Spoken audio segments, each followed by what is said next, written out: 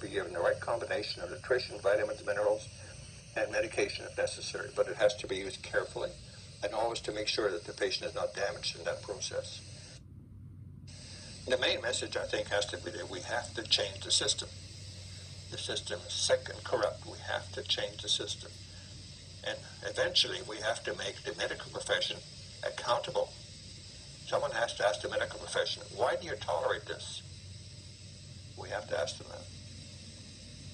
What we need in Canada is an independent commission headed by a judge, broad sweeping commission to actually examine the whole issue. Why is the medical profession not being held accountable? No one ever, if you blame anyone, who do you blame? You blame the drug companies, you blame the hospitals, you blame the government for not putting in enough money, you blame the food supply.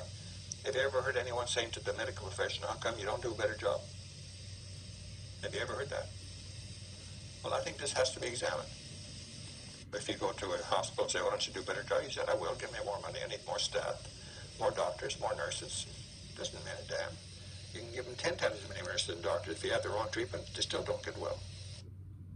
Big Pharma controls medicine today. They give huge grants to the medical schools, and often these medical schools don't have time to do any other studies. They're so busy working for the drug companies. So they control almost everything. They're advertising. In the United States alone, they spend $19 billion. $19 billion a year in advertising to doctors. And they claim that the advertising doesn't persuade doctors, which is kind of funny. If it didn't persuade doctors, why would they spend $19 billion trying to do that? And they control the journals. Any medical journal today that you pick up, at least half the pages are drug ads. You'll never find an ad for good food. You won't find an ad for vitamins. You won't find an ad for folic acid. You don't have these things.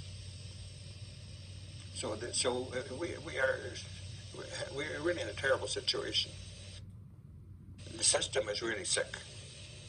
And you can quote me literally. I think the system is absolutely sick, and it has to be changed. And I'm not the only one that says that. The province of Ontario said the same thing. The latest Senate committee by Senator Kirby said the same thing. If you read his report, he says it's dysfunctional. What does that mean? He called the Canadian health system dysfunctional. It means it's sick. And so I certainly agree with all these people who have looked at it. Famous editors, writers have written books about this, and they all maintain the system is sick, and I agree. If the system is sick in Canada, imagine how sick it is in the United States of America.